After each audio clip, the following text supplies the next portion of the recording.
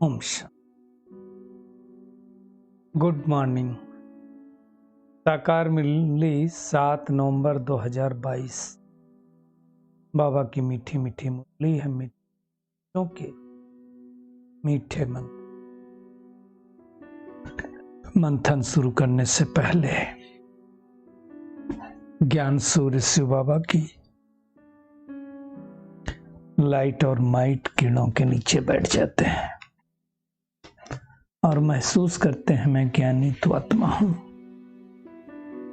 ज्ञान सागर शिव बाबा की संतान हूं।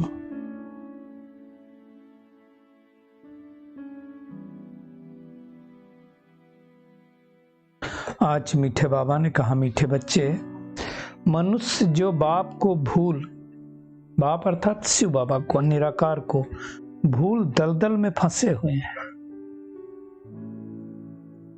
उन्हें निकालने की मेहनत करो। कौन से दलदल में फंसे हुए? सब भगवान है, सर्वव्यापी है वो। बाबा कहते हैं विचार सागर मंथन कर सबको सत्य बाप का परिचय दो। जानते नहीं ना तो सभी भगवान है, जितने देवी देवता हैं उतने भगवान है, प्रकृति भी भगवान, मतलब इस सृष्टि पर जो कुछ देता है सब परमात्मा। विवेक क्या कहता है? God should be one. एक ही है ना भगवान, वो अनेक नहीं हो सकता है। तो ये बातें परमात्मा को छोड़ के कोई नहीं बता सकता हमें। आज का प्रश्न है, गीता को किस धर्म का शास्त्र कहेंगे?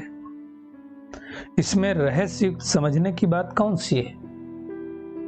अब दुनिया में किसी को भी पूछो, खास करके भारत में, वैसे तो फॉरेन में भी पूछो तो बताएंगे गीता किसका धर्म शास्त्र कहेंगे? हिंदुओं का। यही कहते हैं ना ज्यादातर,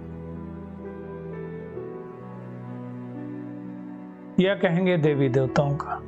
तो बाबा कहते हैं गीता शास्त्र है ब्राह्मण देवी देवता धर्म का शास्त्र, क्योंकि इस शास्त्र के द्वारा ब्राह्मण धर्म की स्थापना हुई और ब्राह्मण ही देवी देवता बनते हैं, इसलिए ब्राह्मण देवी देवता नमा कहा जाता है। केवल देवता धर्म का शास्त्र इसको नहीं कहेंगे।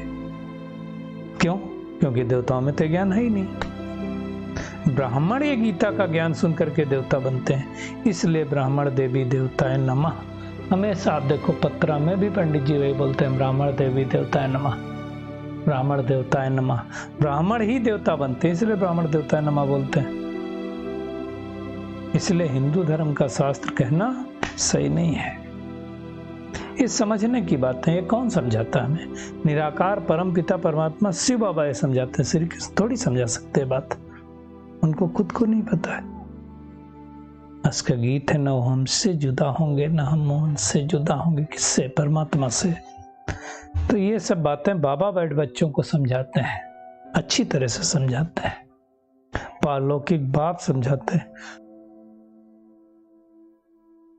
जिनको लाखों करोड़ों के अंदाज में बच्चे हैं। लौकिक बाप को थोड़ी इतने बच्चे होते हैं। तो वही पतित पावन सर्व का सदगति दाता, जिसको ओ परम पिता परमात्मा कह करके पुकारते हैं, वही ये बातें समझा रहा है। बाबा कहते हैं निराकार परमात्मा तो एक होता, दो चार तो होते ही नहीं, है ना। इसलिए आज दुनिया में किसी को पूछो, बात करो कुछ गॉड की, ईश्वर की, अल्लाह की, तो क्या बोलेंगे? आप कौन से भगवान को मानते हो? अरे भाई भगवान तो एक ही, कौन से भगवान का क्या मतलब है? तो दुनिया में ये ज्ञान है नहीं किसी को। वही परमात्मा परम धाम निवासी, जिसको ईश्वर प्रभु गॉड अल्लाह कहते हैं, तो मजा नहीं आता, उसमें सुख की बात नहीं आती। बाप कहेंगे, प्रॉब्लम आती, कौन याद आता है? बाप रे बाप कहते हैं तो परमात्मा याद आता है ना। बाबा द्वारा ही हम सच्ची गीता सुनते हैं और उससे सदगति होती है। तो हमें कुछ भी करके हर एक आत्मा को बाबा का परिचय देना है, ये मूल बात है।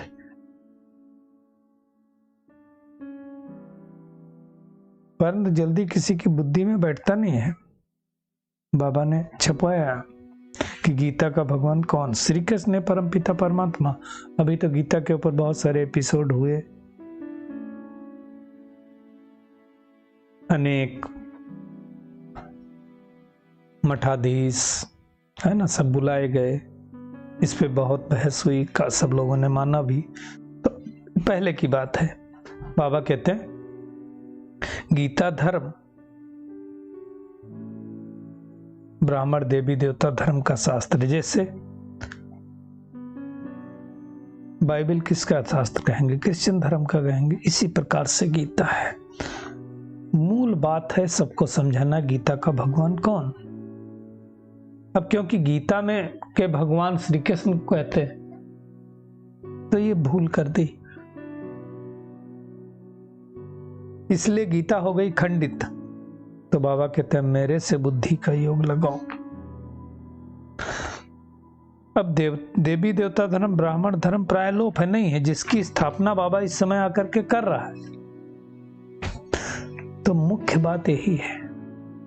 अब पहले हम भी सोचा करते थे कि ये बोलते हैं ब्राह्मण देवताए नमः, ब्राह्मण देवताए नमः, ब्राह्मण देवता कैसे हो गया, वो तो हमारे जैसा दिखता है और गुण भी नहीं है, तो ब्राह्मण देवता कैसे हो सकते हैं।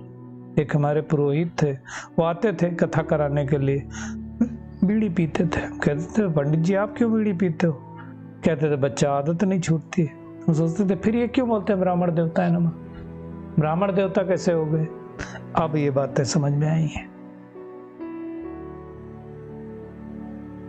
तो गीता ब्राह्मण देवी देवता धर्म का शास्त्र है।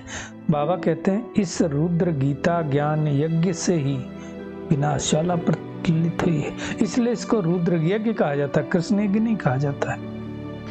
गीता में भी है आटे में नमक जितना सच लिखा हुआ है उतना ही सच्चाई है, बाकी सच्चाई नहीं है ना। बाबा कहते हैं दुनिया वाले तो कुंभकर्ण की नींद में सोए हुए, सोचते हैं कलयुग अभी 40,000 वर्ष और चलेगा, तो घोर अंधियारा हुआ ना। कहते हैं एक तरफ भक्ति का फल देने भगवान आएगा, कब आएगा, दुर्गति में है तब तो आएगा। अब तो आ चुका, आज नहीं 86 वर्ष पहले आ चुका है, तो वो ज्ञान दे रहा है। अब युद्ध के मैदान में कोई भगवान जाके ज्ञान देगा क्या, कैसे राजयोग सिखाएगा। तो ब्रह्मा के तन के द्वारा सिखाया जा रहा है। बाबा कहते हैं मुख्य 4 धर्म है।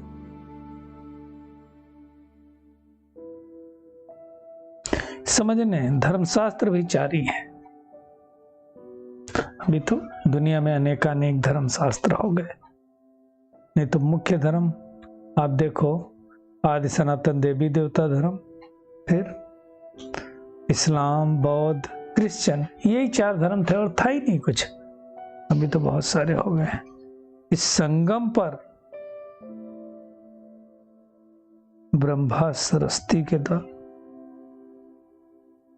जिनको आदि पिता आदि माता कहा जाता है ना, उनके द्वारा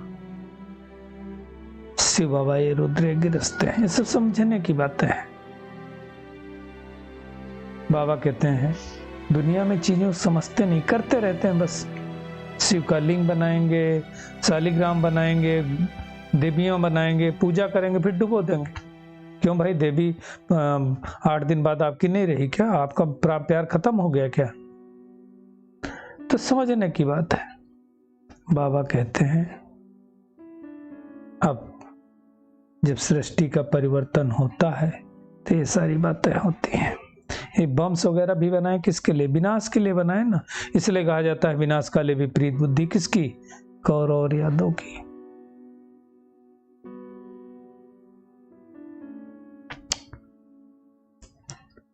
तो समझने की बात है। बाबा ने समझाया, बहुत बार समझाया कि मैगजीन में पहले बाप का यथार्थ परिचय लिखो। मुख्य बात है बाबा का परिचय सबको देना है। जो इस धर्म के होंगे उनको तीर झट से लग जाएगा और ज्ञान को धारण करने लगेंगे, ज्ञान में चलने लगेंगे, मुरली सुनने लगेंगे, अमृत बेला करने लगेंगे, नुमासाम करने लगेंगे।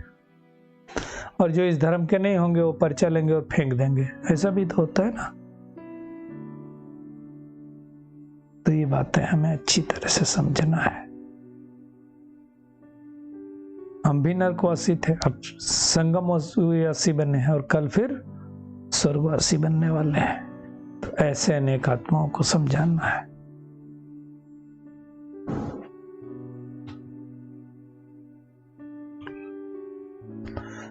बाबा ने कहा सबके 84 जन्म नहीं होंगे, कोई 80 लेगा, कोई 60 लेगा, हाँ, जो लक्ष्मी नारायण विश्व पर राज करने वाले हैं उनके 84 जन्म होंगे। है भी तो वो भी देहधारी ही है ना। परमात्मा ही एक ऐसा है जो किसी तन में नहीं आता है, जिसको नॉलेजफुल, ब्लिसफुल कहा जाता है, पीसफुल, एवर प्योर। बाकी मनुष्य आत्माएं तो इम्प्योर बनती हैं, फिर बाबा आकर के प्योर बनाता है ना। तो समझने की बात है। बाबा ने कहा तुम ही 84 जन्म लेते हो। क्राइस्ट धर्म वाले क्राइस्ट के समय में आएंगे, बौद्ध धर्म वाले बौद्ध धर्म के समय पर आएंगे। एक ही धर्म है जो देवी देवता धर्म की डिनास्टी स्थापित होती है। भारत अविनाशी खंड, इसका विनाश नहीं होता, बाकी सारे देशों का विनाश हो जाता है। बाबा कहते हैं ये जो ड्रामा है, जो नाटक है, दुनिया की स्टेज है, 5000 वर्ष की है। इस 5000 वर्ष में सूर्यवंशी, चंद्रवंशी, वैश्यवंशी, शूद्रवंशी, ऐसा ये नाटक फिरता रहता है। अविनाशी नाटक है, अविनाशी ड्रामा है, चलते रहता है। तो आज क्या करना है? एक तो विचार सागर मंथन करना है कि जो मनुष्य आत्माएं दुबन में फंसे उनको कैसे निकालें, कैसे भगवान का परिचय उनको दें, अज्ञान की नींद में जो सोए हुए उनको कैसे जगाएं, और अपना बुद्धि योग स्थूल देहधारियों से निकाल करके एक परमात्मा में लगाना है, उनको याद करना है। दुनिया का भी बुद्धि योग उनके साथ जुड़वाना है। आज का बाबा का वरदान है, सच्चे वैष्णववन पवित्रता की श्रेष्ठ स्थिति का अनुभव करने वाले संपूर्ण पवित्र हो। बाबा कहते हैं संपूर्ण पवित्रता की परिभाषा बहुत श्रेष्ठ और सहज है। संपूर्ण पवित्रता का अर्थ बाबा ने बताया, स्वप्न मात्र भी अपवित्रता मन और बुद्धि को टच नहीं करे हैं, इसी को कहा जाता है सच्चे वैष्णव। बाबा कहते हैं चाहे अभी नंबरवार पुरुषार्थी हो, लेकिन पुरुषार्थ का लक्ष्य क्या है हमारा? संपूर्ण प्योर बनना, और सहज भी है। क्यों? सर्वशक्तिमान बाप साथ है तो सहज हो ही जाएगा ना। स्लोगन है, सहज योगी वो है जो हठ व मेहनत करने के बजाय रमणीकता से पुरुषार्थ करे। चलिए परमात्मा किरणों के नीचे बैठ जाते हैं और अनुभव करते हैं। मैं विचार सागर मंथन कर अनेक आत्माओं को परमात्मा का सत्य परिचय देने वाली, उनको दुबन से निकालने वाली, अज्ञानता की नींद से जगाने वाली कोटों में कोई आत्मा हूं। सच्चा सच्चा वैष्णव बन करके संपूर्ण पवित्रता को धारण करने वाली कोटों में कोई आत्मा हूं। अपना बुद्धि योग एक परमात्मा से लगाकर अनेक आत्माओं का बुद्धि योग जुटवाने वाली कोटों में कोई आत्मा हो। शुक्रिया मीठे प्यारे बाप दादा, शुक्रिया आप सभी का इस मीठे मंथन के लिए। ओम शांति।